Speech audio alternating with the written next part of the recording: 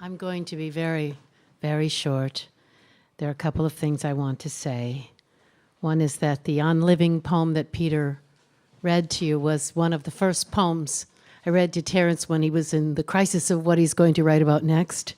That was a poem he fell in love with.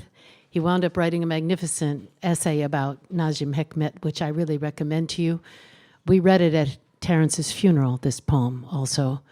I want to say that when, just after Terrence died, Liz brought us all together in Hamilton. And I think you'll remember this, Peter. Peter and I went to the house to turn the computer off. And we were there for about 20 minutes. And we knew that Terrence was working on a book of essays, the book that became Writing into the World. And it was close. He was close to being finished, but we didn't know at the time which essays he wanted included and in what order. And Terrence had a habit, you remember, Liz, of sticking everything on the walls with thumbtacks. Papers all thumbtacked to the walls of what he was working on. And Peter said aloud, I wish Terrence had left us something to indicate what he wanted in this book. And I said aloud, Terrence, what did you want in the book?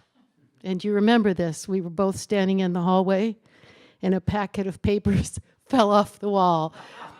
A thumbtack came loose, and the packet of papers fell off the wall, and inside the packet of papers was a list saying what I would like to include in... And there was the list of essays. So we had it. So I just wanted to tell you, we decided to leave the apartment at that moment, but we took the piece of paper with us. Do you remember this? It was really incredible. He was a really wonderful man. He had one quirk I'll tell you about. His bank was his library. Not that he invested and held on to books, but that he tucked all of his $5 bills and $20 bills and everything else inside various books in his library. So we knew to look in the library after he died, and we did find quite a bit of money there, right? It was, right, it was a lot of bills. So he had wonderful, now I told you earlier, I'm going to end with a poem. I told you earlier about, I want to say one more thing. I would not have become the person that I've become, and I would not have been able to develop Poetry of Witness had I not known him, had he not taught me, had we not officially, but he was a mentoring friend. And everything grew out of that. And he also gave me the courage to say yes to El Salvador. He gave me the courage to do that. Even though he thought it was crazy, he still taught me how to say yes. He sent me in Paris to a place. He didn't tell me where I was going, but as I told you, it was the memorial to the deportees. There's a tunnel down there below the Seine with 200,000 tiny crystals that shine in the light, one for each of those deported from France to the camps during the Shoah. There's a single light at the end of the tunnel, and there's a slab, black slab on which is carved Ici repose un déporté inconnu. Here lies the unknown deportee. So after he died, I wrote an elegy for him. I'm going to close with it. And this elegy, in this elegy, I suddenly imagined that after he died, he went back down there. And I'd like to think that the millions of people he wrote about comforted him in some way. Elegy. The page opens to snow on a field. Boot hold month, black hour.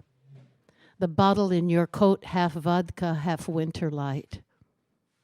To what and to whom does one say yes?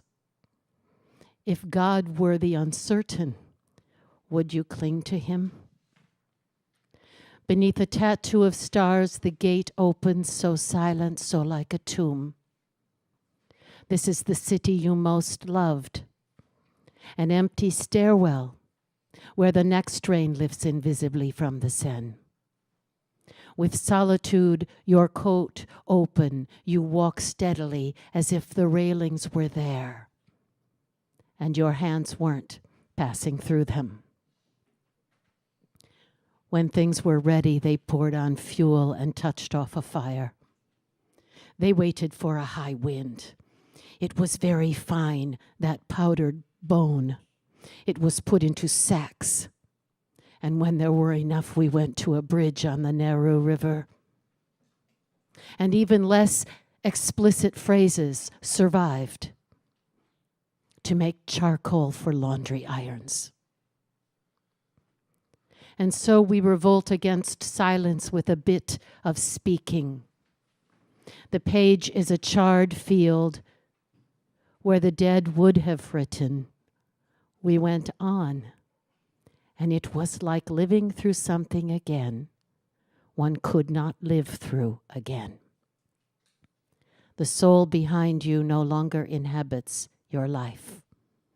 The unlit house with its breathless windows and a chimney of ruined wings where wind becomes an aria.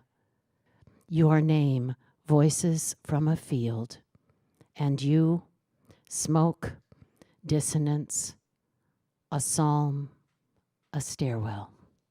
Thank you.